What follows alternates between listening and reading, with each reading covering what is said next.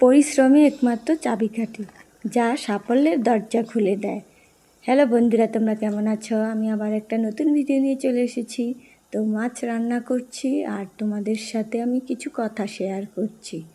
তো তোমরা আমার ভিডিওটা দেখতে থাকো। পরিশ্রম এমন এক বিনিয়োগ যার সুদ সারা জীবন ধরে মেলে। যে ঘাম ঝরাতে জানে সে সফলতা কুড়িয়েও নিতে জানে।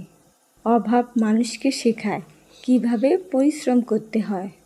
তুমি যত কঠোর পরিশ্রম করবে, ভাগ্য ততটাই নমনীয় হবে।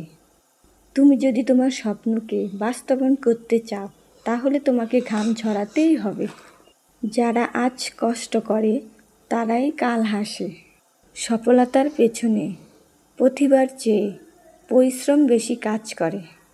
পরিশ্রমী মানুষ কখনো ভাগ্যের দোহাই দেয় না।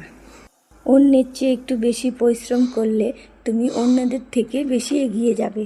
সফল হওয়ার সহজ কোনো রাস্তা নেই, আছে শুধু কঠিন পরিশ্রমের পথ।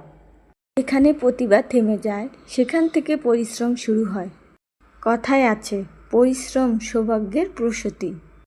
তাই কঠোর পরিশ্রমের কোনো বিকল্প নেই। তুমি যতই পরিশ্রম করবে, ততই তুমি সফলতার রাস্তা দেখবে।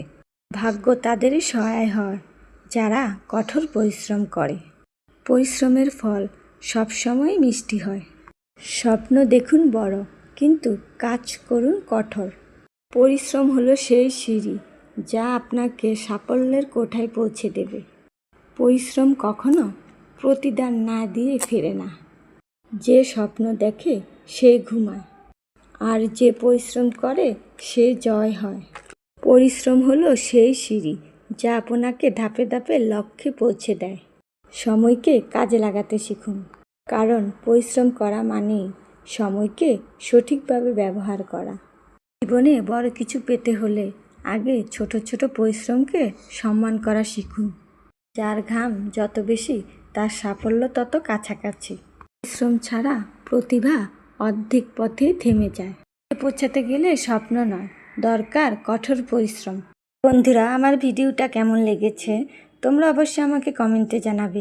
তোমরা আমার ভিডিওটা একটু ফর ইউতে নিয়ে যেতে আমাকে সাহায্য করো, যাতে আমি আরও ভালো ভালো সুন্দর ভিডিও তোমাদের উপহার দিতে পারি। তো আমি আর ভিডিওটা বেশি বড় করলাম না, আজকে এ পর্যন্ত। তোমরা সবাই ভালো থেকো।